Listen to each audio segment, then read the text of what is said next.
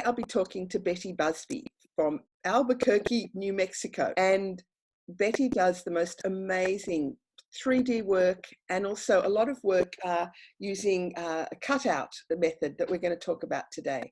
And the quilt that we're going to talk about is called Vertex, and it actually won a major prize at the Festival of Quilts in Birmingham last year. So I thought it'd be a really good one to find out a little bit about how Betty made it. Welcome, Betty. Hello, thank you for having me.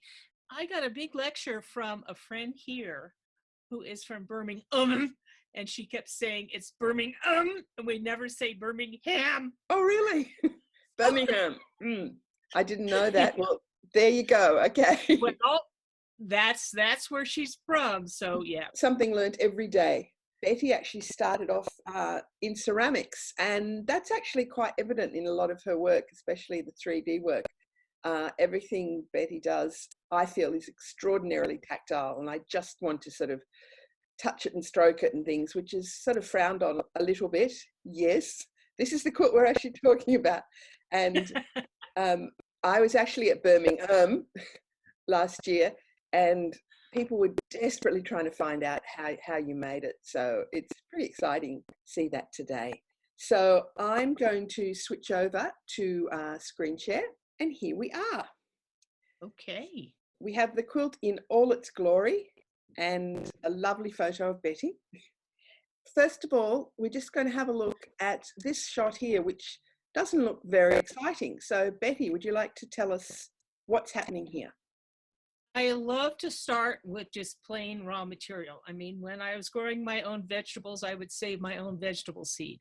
When I was in school, we learned how to make yarn from the fleece. I love starting with the from ground zero. So this is an amazing piece of silk and hemp from Dharma Trading, and I am dyeing it with Procion dyes, and I am in a rust and gray phase. So here is the rust going on, and I added the gray. That's a pewter gray. It's not black, and of course things look much more intense as you're putting them on and they're wet. So, and I'm just using the regular Procion dye method with the soda ash and painting it on. I very rarely use thickened dyes. This is just the regular consistency of the dye, and I love the way it forms its own pattern. So it's basically blending on the fabric here. Is the fabric wet? Yes, because it's been soaked in the soda ash. Okay, so you don't let it dry, you just soak it in the soda ash and then pour yes, the dye exactly. on. This is a really weird photo, and I couldn't quite work out the right yes. answer. Well, actually, yes, this is a pro tip. Toilet plungers are really great for rinsing out. So I always put it, since we're in the desert, I always put them out in the garden and rinse off, water the plants at the same time. So this is being rinsed and plunged, but it's a pretty good agitator. If you don't want to run your thing through a washing machine, you can use a toilet plunger. Excellent. That is a pro tip. Good to know. Yeah. And here is the finished fabric. Yes, and that is it. I think dried off, and I'm really very often work this way. It is pinned up to my design wall, and I'm thinking about what to put on it, basically, and getting ideas from the structure, and the way the colors flow together. I never ever do things that are completely planned. But I knew that I wanted to make a composition with the rust and the gray and use some of my my cutout patterns on it. The piece itself, how large is it? About 5.5 feet square. It's a slightly longer than it is tall. Now we're coming to the exciting part, and you have inspired many, including myself, to buy a digital cutter. And this is a screen from a Silhouette machine. Would you like to talk a little bit about digital cutting? That's right. I use a Silhouette machine. I do have most of the major brands of cutting machines, and I use the Silhouette primarily because the software is the most user-friendly as far as making your own designs. Basically, all the machines are the same. It's just how they're run are different. And the companies themselves are the ones that make this proprietary software that only uses their kind of file.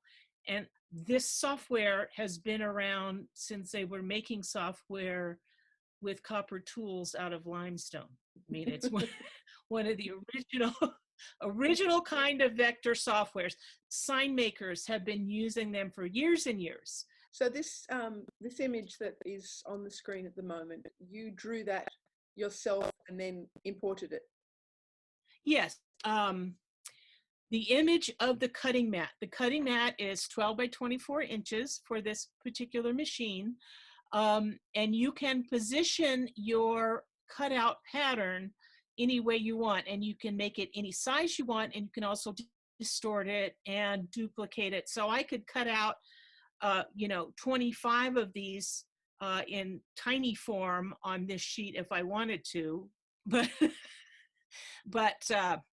that's the image of that. And then many of the pieces on the finished quilt, so this is 12 inches wide. Many of the pieces on the finished quilt actually are bigger than that because I cut them out twice and used, cut half on one pass and the other half on another pass. That was a question I was going to ask, because I knew there were pieces bigger than 12 inches wide. And I thought, how did you do that? Right. So that's good to know.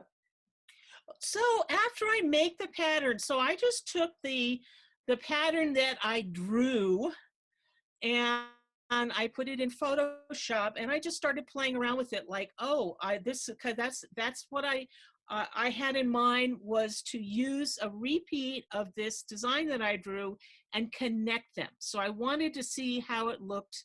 That's an actual piece that was cut out. I use a non-woven for my machine. The reason for that is twofold. I don't really do a lot of raw edge fabric work because of several reasons.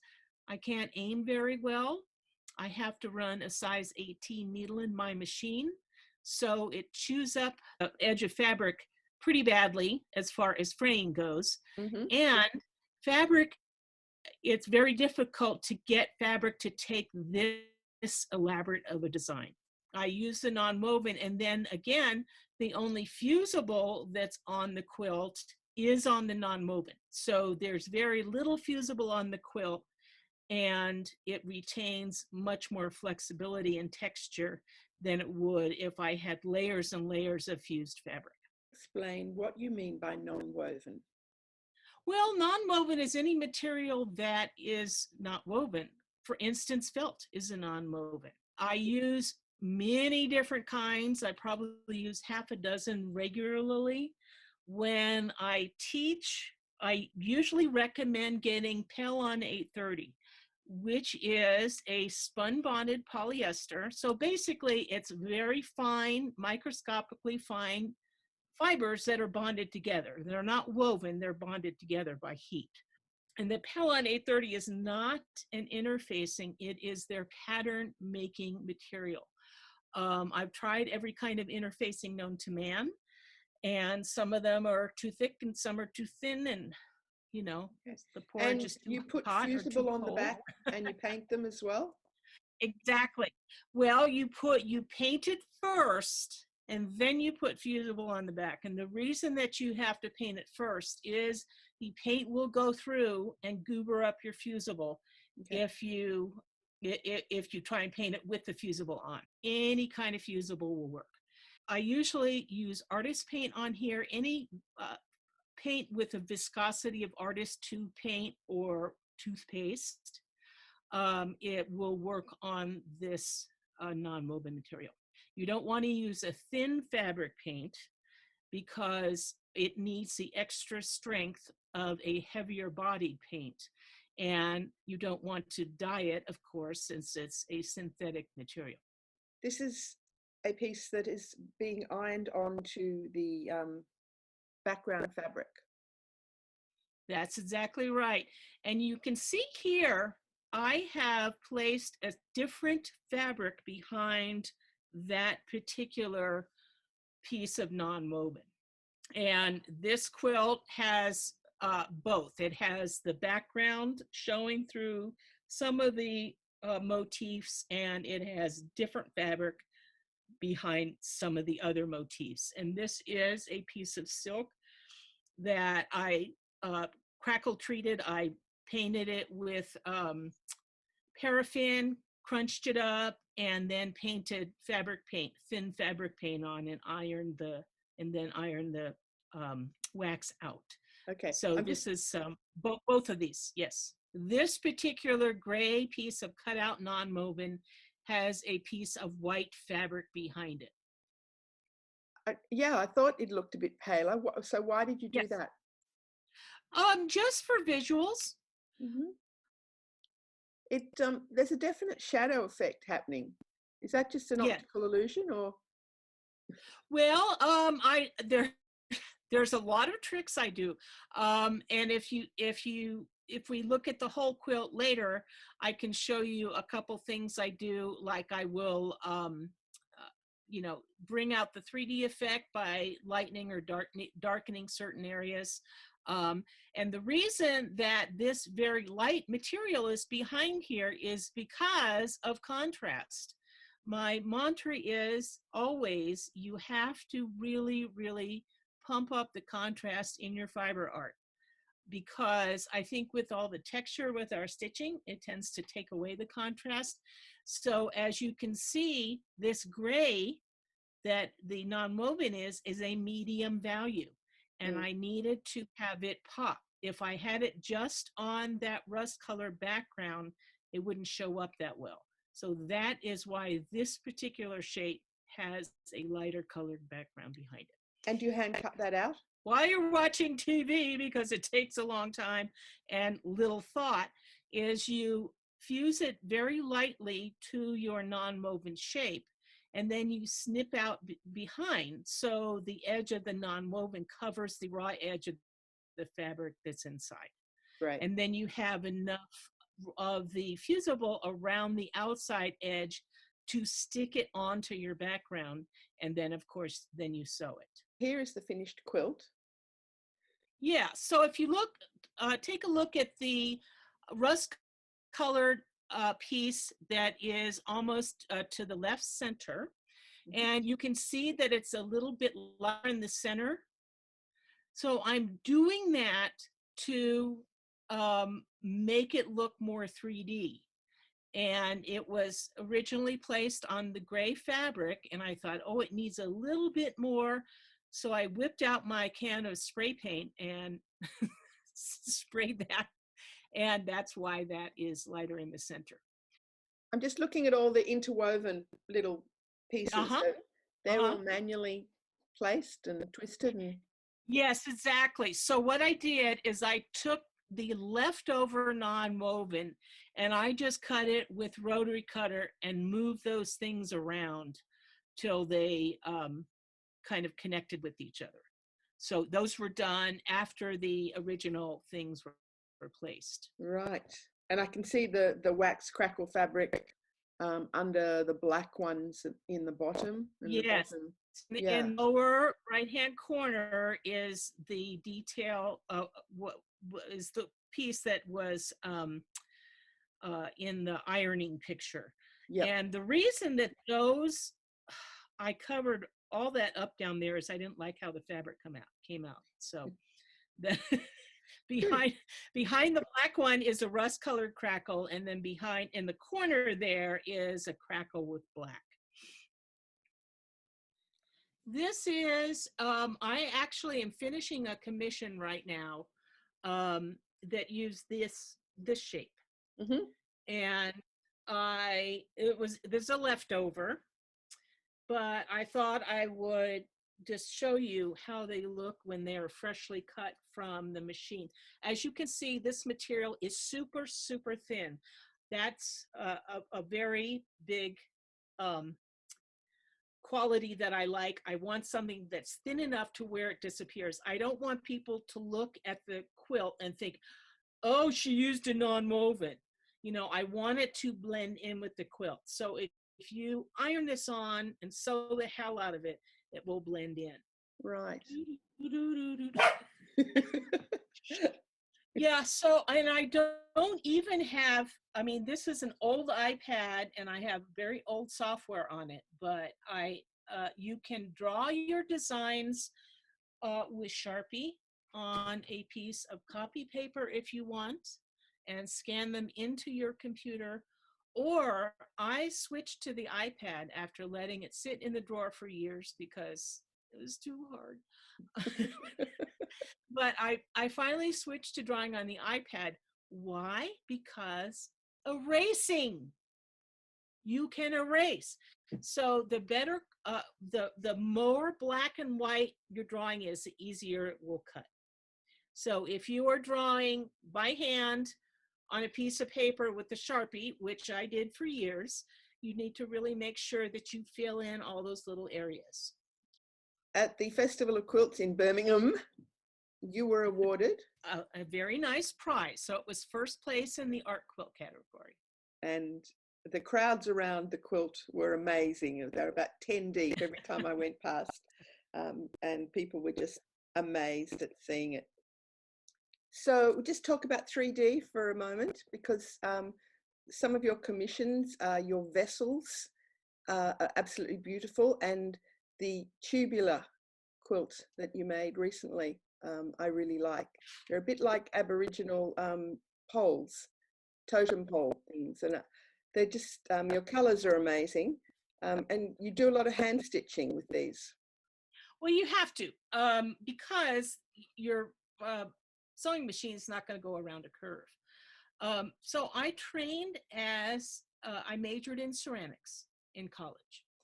And when you learn to throw on the potter's wheel, the first thing that you learn that everything else stems from is the cylinder form.